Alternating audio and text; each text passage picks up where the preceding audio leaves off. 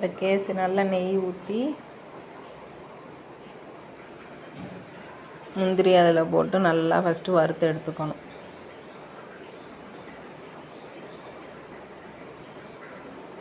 அங்கிட்டு ஒரு சட்டியில் தண்ணியை நல்லா சுட வச்சுக்கணும்.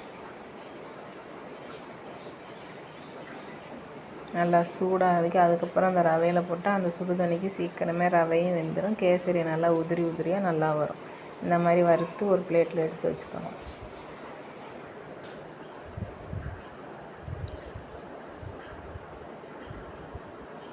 நெய் கொஞ்சம் ஊற்றி அதில் ஒரு ரவை நல்லா வறுக்கணும். அடுப்பை நல்லா குறைச்சி வச்சுட்டு தான் வறுக்கணும்.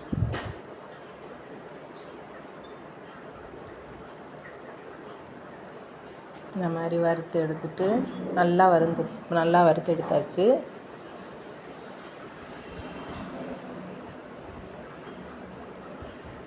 இப்போ தண்ணி அதில் நல்லா கொதிச்சிருக்கு. நல்லா கொதிக்கிற தண்ணி நல்லா எடுத்து கையில் ஆவி அடிக்கும் பார்த்து கொஞ்சம் கொஞ்சமாக ஊற்றிக்கோங்க.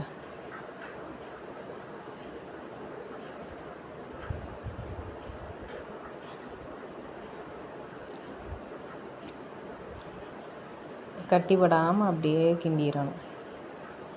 கொஞ்சம் நல்லா அடுப்பை குறைச்சி வச்சு செஞ்சீங்கன்னா மேலே ஃபுல்லாக தெரிச்சிரும், கையிலலாம் நல்லா பட்டுரும். அப்புறம்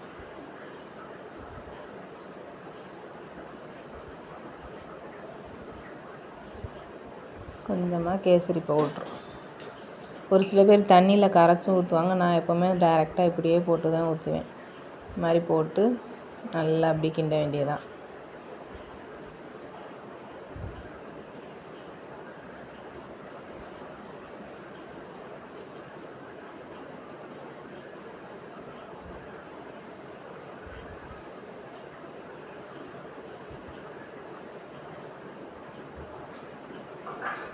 இப்போ ஜீனி 100 கப்பு ரவைக்கு நான் 100 ஜீனி, இன்னும் கொஞ்சோண்டும்.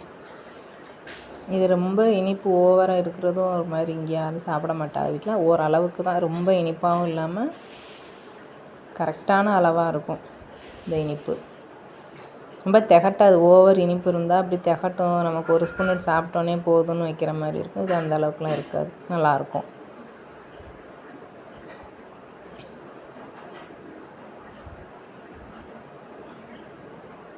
ரவை நல்லா கொஞ்சம் வெந்ததுக்கப்புறம் தான் அந்த ஜீனி அதில் போடணும். இப்போ நல்லா வந்துடுச்சு, கேசரி ரெடி ஆயிடுச்சு.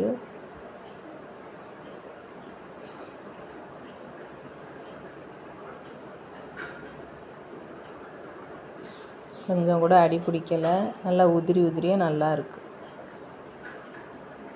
இப்போ கொஞ்சமாக நெய்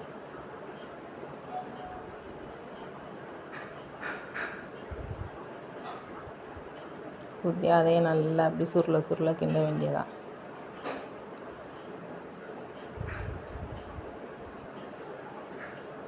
இப்போ அப்படி கொஞ்சம் மெல்ட் ஆன மாதிரி இருக்கும். உங்களுக்கு கொஞ்சம் ஆறுனதுக்கப்புறம் பார்த்தா நல்லா உதிரி உதிரியாக சூப்பராக இருக்கும். இப்போ பார்க்க நல்லா உதிரி உதிரியாக தான் இருக்குது. நான் ஆறுனதுக்கப்புறம் இன்னும் கொஞ்சம் நல்லாயிருக்கும். இப்போ வறுத்து வச்ச முந்திரியை கொஞ்சம் போட்டு நல்லா அதையும் நல்லா கிண்டி விட்டுற வேண்டியதான்.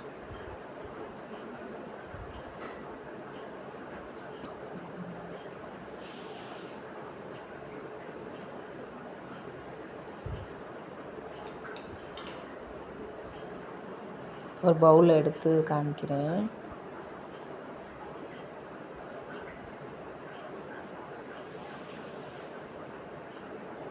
நல்லா எப்படி வருது பாருங்கள், சூப்பராக இருக்குல்ல.